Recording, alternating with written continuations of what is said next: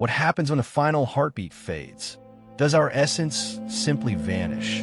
Or does it journey beyond realms we can't fathom?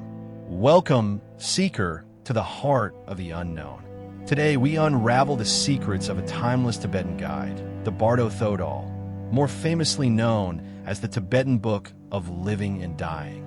Imagine a compass, a guide for the most profound, most mysterious moments of our existence.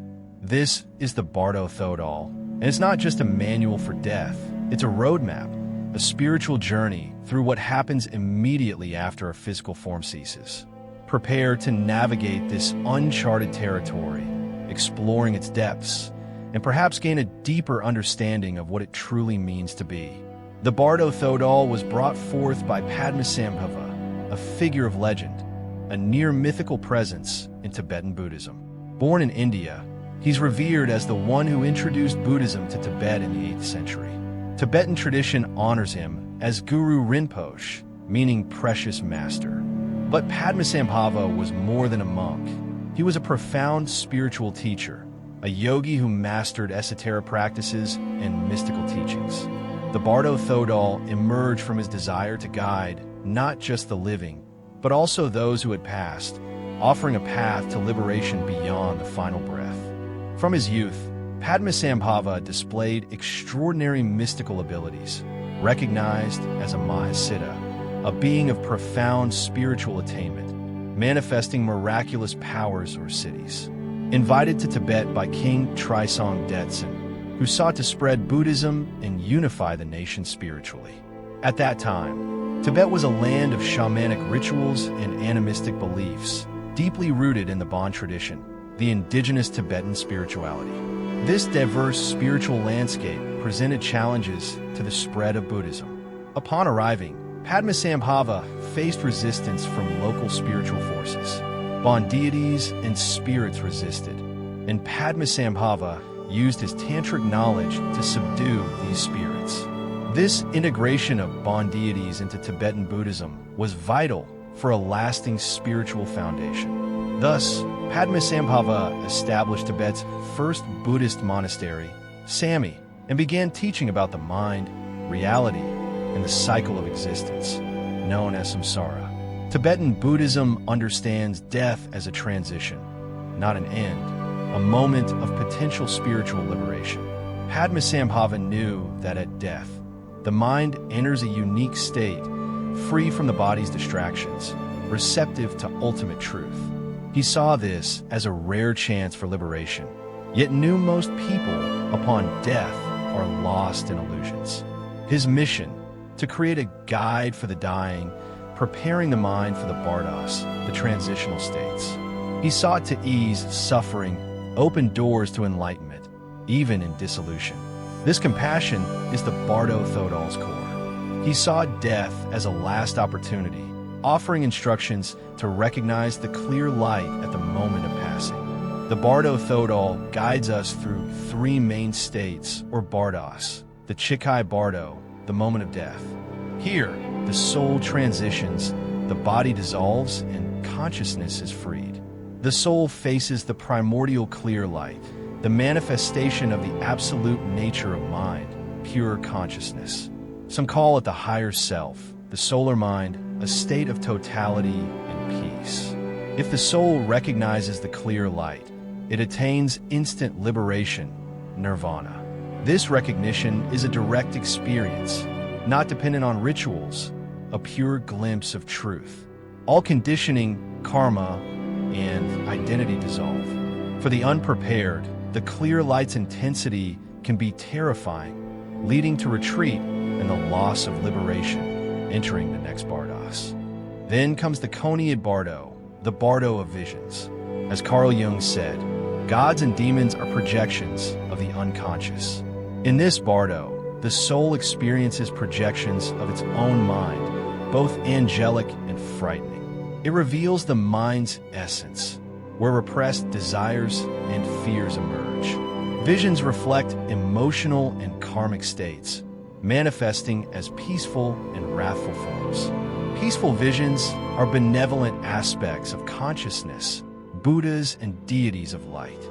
However, they can be overwhelming. If the soul doesn't recognize the peaceful nature, it faces wrathful deities, manifestations of anger, fear, and repressed desires.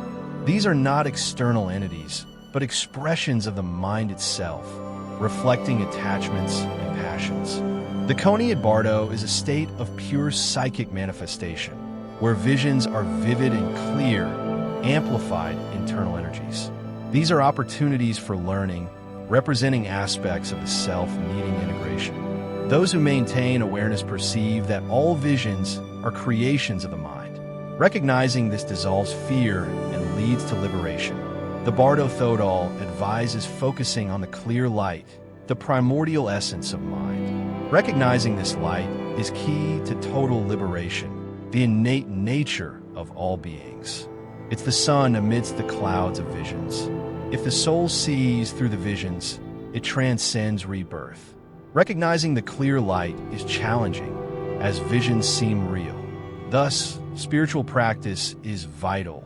Detaching from illusions, contemplating the mind. Fear and attachment are barriers to liberation.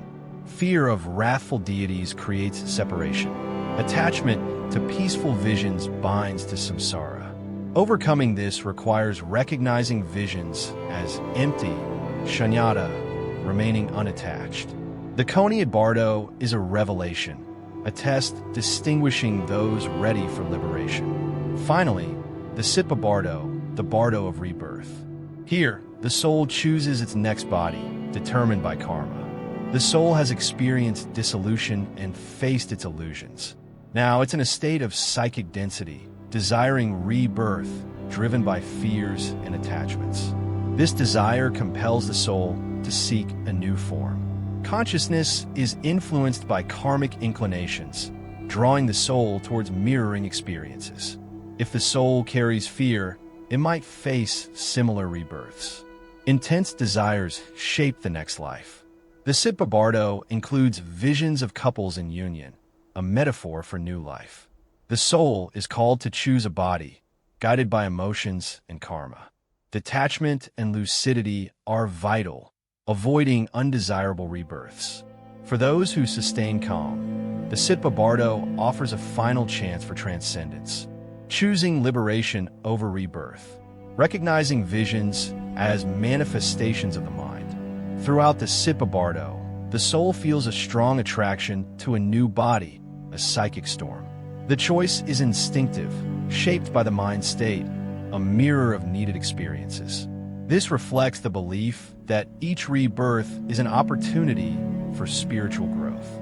Many don't understand this and are reborn in adverse conditions. Those who see beyond this illusion merge into the clear light, the ultimate essence of mind. Preparation begins in life, contemplating desires and fears. Spiritual practices strengthen detachment, helping the mind remain unbound. The Sidpa Bardo reveals that life and death are interconnected, and rebirth is an expression of our choices. Freeing ourselves from attachments frees us from rebirth, reaching enlightenment, the state without a fixed identity. The Bardo Thodol is a tool for self-knowledge, a mirror for our mind, a map for our destiny.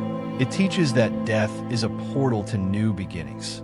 As Ram Dass said, "When you die, only one question matters. How much did you love?" The Tibetan Book of the Dead invites us to reflect on our lives. Are we ready for the final journey? Are we prepared to let go? By contemplating these teachings, we can prepare for death and learn to truly live. If this journey into the unknown resonated with you, share this video and subscribe to the channel. Let us know in the comments what intrigues you most about life after death. For the path of self-knowledge is long, and together we can explore the greatest mysteries of existence.